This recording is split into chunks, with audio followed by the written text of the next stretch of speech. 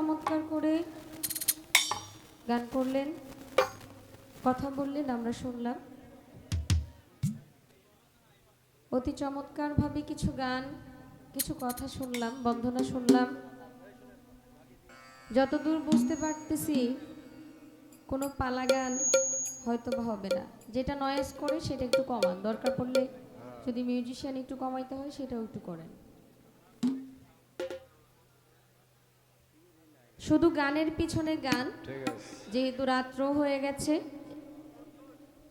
আমরা কথা কম বলে গান বেশি করব, এটাই সত্যি কথা। একটু একটু কথা না বললে তো হয়ও না, কারণ সাধারণ কেউ না। আজকে অনেক কিছুই থাকে, দেওয়ান থাকে, সরকার থাকে, মাতাল থাকে, পাগলি খুব কমই আছে।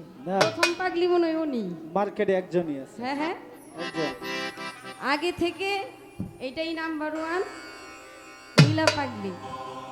পাগলি রে বাবা খুব কম, এখন ইদানিং অনেকে বেরোইতে পারে, কিন্তু এইটাই প্রথম পাগলি বাউল জগতে। বন্ধনা শুনলাম, যেখানে যা লাগে তাই দিয়া। এ বিশ্ব ধরণী করেছেন রাব্বানি, কত সুন্দর করিয়া যেখানে যা লাগে তাই দিয়া। গাইছে না বন্ধনাটা? অবশ্যই। আচ্ছা, আমি যে কথা বলতেছি বুঝেননি কথা?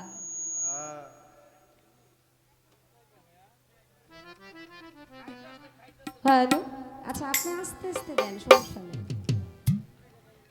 এত সুন্দর পৃথিবী, যেখানে যা লাগে তাই দিয়া সুন্দর করে বানাইছে আল্লাহ পাক।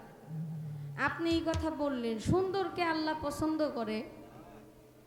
নেত্রকোনা মদনপুর শাহ সুলতান কমরউদ্দিন রুমি রহমতুল্লাহ আলাই, উনি আল্লাহর একজন মহান ওলি, এবং শাহালি বাবা মিরপুর, উনিও আল্লাহর একজন মহান ওলি। ওনার দরবারে গেলে দেখা যায় কেউর চোখ নাই, কেউর হাত নাই, কেউর পা নাই। আচ্ছা, এত সুন্দর পৃথিবীর মধ্যে এইগুলা যে আল্লাহ দিল, আসলে এটা কি সুন্দর হইল না? যেখানে যা লাগে তাই দিয়া এত সুন্দর করে পৃথিবীটা বানাইছে। আপনার গানের মধ্যে আমি বুঝতে পারলাম, যদি এত সুন্দরই হবে, এই সুন্দরের মধ্যে অসুন্দর থাকলে এই সুন্দর রইল কোথায়? এত সুন্দর পৃথিবী তো সেই অন্ধ লোকটা দেখতে পারতাছে না। এই যে এত সুন্দর পৃথিবী বানাইলো, আপনার এই সুন্দর বানাইলো, আমাদের বানাইলো, যারা এই যে দেখতে পারতেছে না এত সুন্দর পৃথিবী, তাদের জন্য আপনি কি বলবেন? আল্লাহ রহমানুর রাহিম, এটা কিভাবে? এটা আপনার কাছে আমি বুঝতে চাই। যে মানুষটা হাত দিয়া ধইরা নিজের সন্তানরে কুলে নিতে পারতেছে না, তার দুইটা হাত নাই,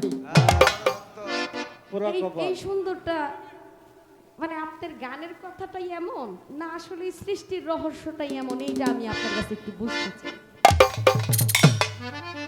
বলতেছে খাদিজা ভান্ডারীর নাম শুই না আমি এক সেট জামা ছিলাম, জামা আমি পরি নাই।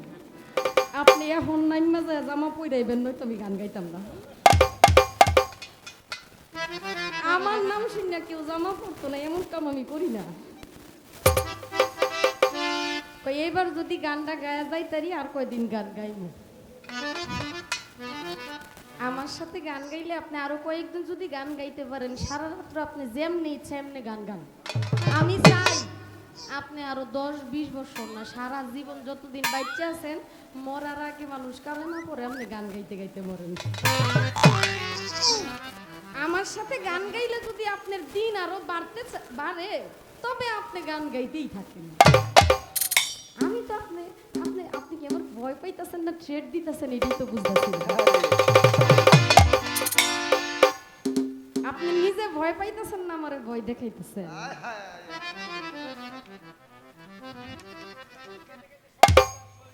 হ্যাঁ হ্যাঁ, আল্লাহ যেন ভালো করে। আসলে ওনার মন মানসিকতা অনেক ভালো, এটা বোঝা যাচ্ছে আর কি, যতদূর বুঝতে পারলাম। দেখছেন নি মুড়ির একটা টুকলা লয়ে কই দিচ্ছে মঞ্চ এমনে এক মুখ। আজকে খায়া যাইতে হইব, না খায়া গেলে কাম হইতো না। এখন ওইটা যদি কয় আমার জন্য ভাত খায় নাই, তার জন্য মুড়ি নিয়ে আইছে মঞ্চে। আচ্ছা, অনেক কথাই বললাম, অনেক মজাই করলাম, একটু কথা বলতে হয়। বিরোহী কবি উকিল মুন্সি সাহেবের একটি গান করছি। আসলেই এই পৃথিবীর মধ্যে আমরা যারা আছি সবাই আমরা ভিখারি। আমরা একটা মুসাফিরের মতো, এই দুনিয়াটা হলো মুসাফিরখানা। আমরা মুসাফিরের মতো এসেছি, আবার আমাদের গন্তব্যস্থানে আমাদের চলে যেতে হবে। আমাদের দয়াল যদি আমাদেরকে দয়া না করে, ভিক্ষা না দেয়, সঠিক পথ না দেখায়, তাহলে আসলে সেই মালিকের কাছে, মনিবের কাছে আমাদের সঠিকভাবে যাওয়া হবে না। সেই জায়গা থেকে উকিল মুন্সি সাহেবের একটি গান করে আরেকটি গান করে বসবো। ধন্যবাদ সকলকে।